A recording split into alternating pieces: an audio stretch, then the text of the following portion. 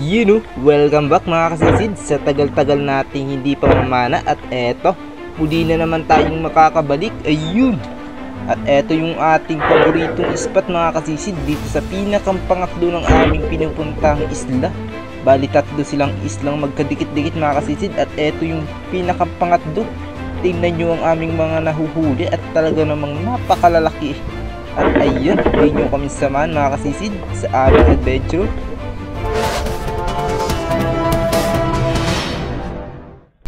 At ayun mga kasisid, muli na naman tayo dadayo. At syempre, i-shoutout muna natin si Kingfisher. Ayan, shoutout po sa inyo. At ganoon na rin kay Try TV. Ayan.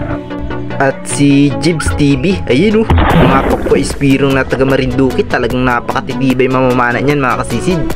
At syempre, simulan na natin. At unang buena mano, ayun isang namumula. At ayun, sa pool. Medyo okay na to mga kasisid. Medyo mahirap-hirap lang talaga kaliskisin yung ganitong klaseng isda kasi napakatigas nung kanyang kaliskis, pero napakasarap nung kanyang lasa mga kasisid. At eto pa mga kasisid, chinumpong ko lang ng konti. At ayun, sa pool, ang paborito ng lahat ng tilapyan dagat. Mura na at napakasarap pa mga kasisid. At ayan, bali ito yung hinahanap-hanap sa amin mga kasisid ng mga mamimili. At eto ang napakalaki mga kasisid. At ayun grabe laki mga kasisid. At tingnan nyo naman nung aking binira yung aking pana. At ayun, talagang napakahirap nito mga kasisid. Sobra akong nahirapan dito sa napakalaking isda na ito. Kung tawagin sa amin mga kasisid, ito ay isang pakul o pakoy. Yun napakasarap sa inihaw, napakataba. Tapos dito mga kasisid, wala na napana yung ating kasama. Pati ang CQ cucumber, pinana na rin niya. Ayun tingnan nyo at nasa tugan pat kasama nung mga isda. Grabe naman yun. Tapos din nga mga kasisid ay hindi lang tumagal, ay pinana niya rin yung nakakalasong butiti.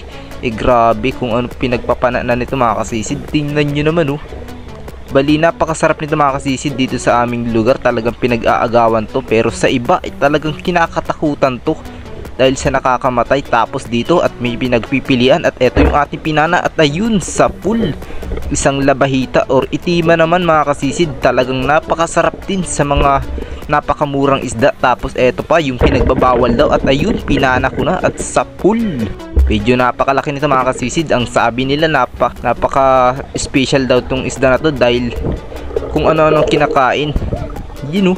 Grabe, napakasarap nito mga kasisid. Napakataba.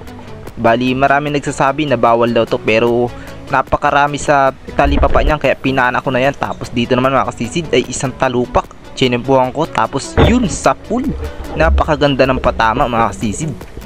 At eto, medyo malapad na to. Talagang napakasarap sa prito nito, lalo na may tasty boy. Yun, talagang sulit sa bahaw. Yan At okay, nakapana tayo ng ganito mga kasisid. At sureball na ulam na to kapag kauwi na. Tapos dito, tingnan nyo yung mga kasisid. Napakalaking buntot nun. Wala akong nagawa mga kasisid, pero bandang unahan at nakita ko siya. Tapos hinabol ko siya at pababa na siya mga kasisid ng kantil. Tapos yun, sa pool, pinaabutan ko na lang mga kasisid. Buti na lang tumigil ng konti. At ayun, natsimpuhan natin. At eto mga kasisid, tingnan nyo naman, napakalaking kalangkangin o labahita rin. Yun napakasarap na isda dahil napakasarap din ng kanyang presyo. Medyo may kamahalan. Tapos dito mga kasisid, nakakita tayo ng talaba. Yan napakalaki. At dito mga kasisid, sinilip na nung aking kasamahan or pinasok na niya yung kuiba sa ilalim ng dagat. Grabe. At sinisinyalan niya ako dito mga kasisid. At tinanggal ko yung buya niya dahil sinisinyal niya na baka sumabit. At ito yung aking ginawa, sinundan ko siya. Tapos nung bandang nasa loob na siya, umutlaw na ako mga kasisid. Di ko na alam kung anong nangyari.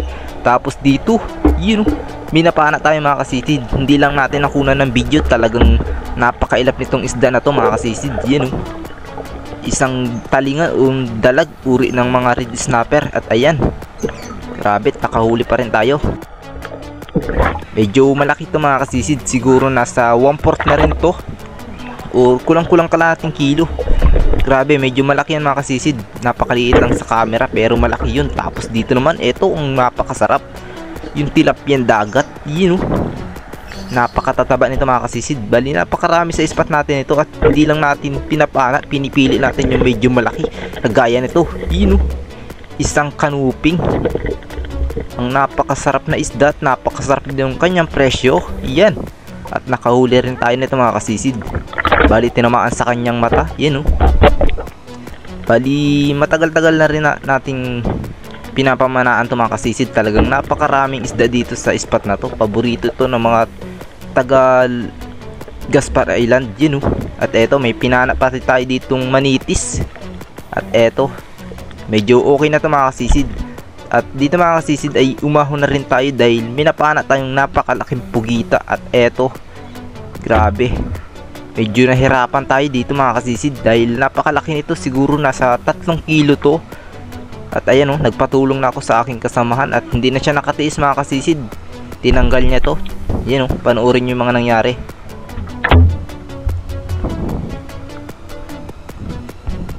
At ayan mga kasisid, ngirat-ngat niya na yung ulo. Grabe, lakas ng matngat, batak na batak sa paggat-ngat ng ulo ng pugita. Ayan, yung patay na mga kasisid, okay na to. At yung ating huli mga kasisid ay hindi na natin na-videohan dahil nalubat na yung ating camera. Kaya hanggang dito na lang mga kasisid yung ating video. At ayan,